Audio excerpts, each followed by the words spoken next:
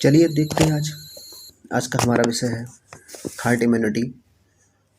प्रतिरक्षा शक्ति क्या है? प्रतिरक्षा शक्ति किसी समाज या समूह के कुछ प्रतिशत लोगों में रोग प्रतिरोधक क्षमता के विकास के माध्यम से किसी संक्रामक रोग के प्रसार को रोकना ही प्रतिरक्षा शक्ति या हार्ट इम्यूनिटी कहते हैं। इसमें होता क्या है? जब किसी व्यक्ति से वायरस का संक्रमण होता है तो हमारी प्रतिरक्षा प्रणाली सक्रिय हो जाती है।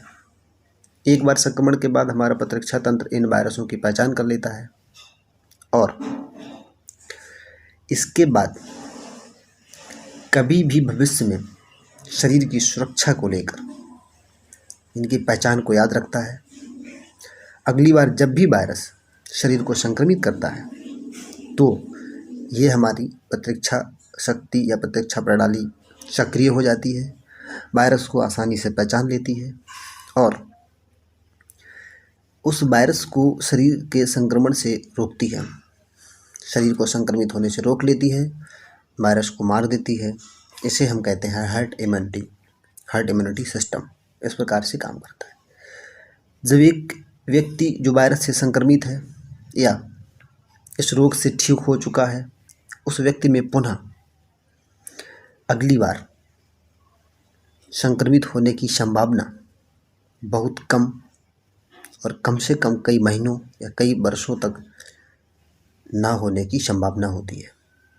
हो ही नहीं सकता है, क्योंकि जब हार्ट इम्यूनिटी एक बार बॉडी में डेवलप हो जाती है तो उस वायरस को नष्ट करने के लिए हमारे शरीर में क्षमता हो जाती है और उस क्षमता को बनाए रखने के लिए हमें अपने खान पान और सही संतुलित भोजन की आवश्यकता होती है। हमें संतुलित भोजन करना चाहिए और हार्ट इम्यूनिटी प्रतिरक्षा तंत्र को मजबूत रखना चाहिए।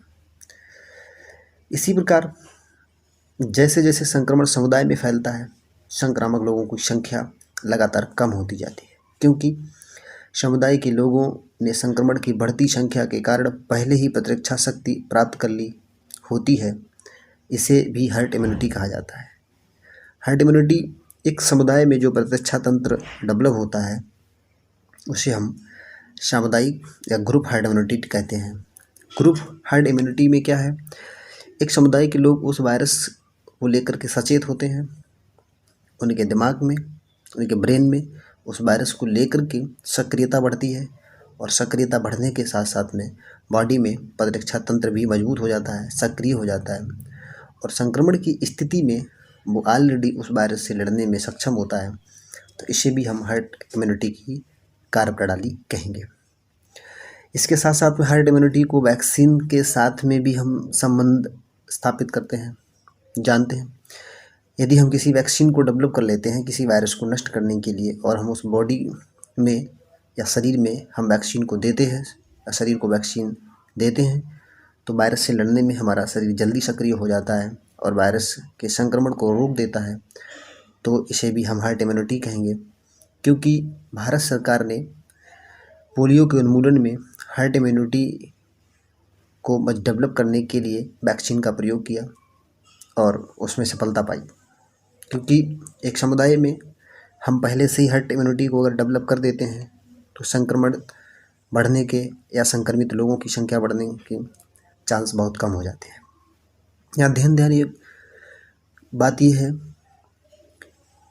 कि यदि कोरोना वायरस के लिए कोई टीका उपलब्ध होता तो इससे बड़ी संख्या में लोगों को संक्रमित हुए बिना ही हार्ट इम्यूनिटी वाले लोगों की संख्या में बढ़ोतरी की जा सकती थी और ऐसी भयंकर महामारी से बचा जा सकता था। लेकिन हमारे पास वैक्सीन ना होने की वजह से या टीका ना होने की वजह से तो हमें अपने बॉडी में ही हार्ट इम्यूनिटी डेवलप करने की कोशिश करनी होगी।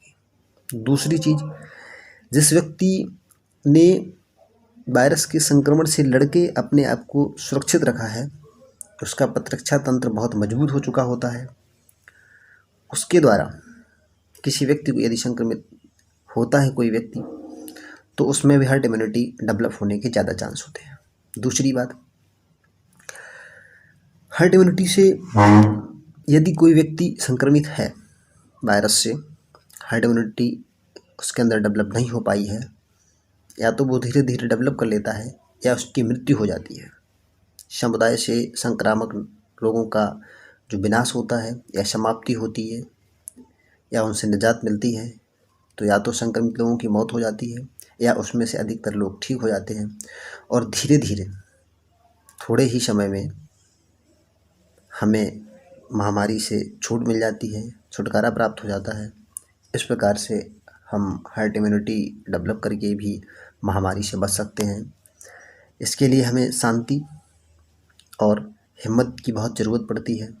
हमें कमज़ोर नहीं होना चाहिए, हमें भयभीत नहीं होना चाहिए, क्योंकि भयभीत होने से हमारा प्रतिरक्षा तंत्र भयावह स्थिति में अपने अंदर एंटीबॉडी को सक्रिय नहीं कर पाता है और वायरस को पहचानने में उसको समय लगता है, जिससे महामारी बढ़ती है और हमें मृत्यु का खतरा भी होता है।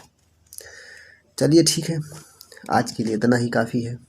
हाँ, लाइक और सब्सक्राइब ज़रूर कीजिएगा ताकि हमारे द्वारा केस स्टडी किए हुए नोटिफिकेशन सबसे पहले आपको मिले। और हम चाहते हैं कि जो उच्च लेवल की परीक्षाओं में, निम्न लेवल की परीक्षाओं में जो सीधे सीधे क्वेश्चन पूछे जाते हैं, जब कोई महामारी फैलती है, जब कोई घटना घटित होती है, तो उस पर हम ध्यान नहीं देते हैं। हमें ध्यान देना चाहिए क्योंकि क्वेश्चन वहीं से बनते हैं। जैसे हम लोग भौगोलिक, सामाजिक, टेक्निकल एंड साइंस के क्वेश्चन समझ लेते हैं, बट वो करंट के ही होते हैं। हम उन मुद्दों पे ध्यान नहीं देते हैं जिन पे हमें ध्यान देना चाहिए। चलिए, आज के लिए इतना ही। Thank you.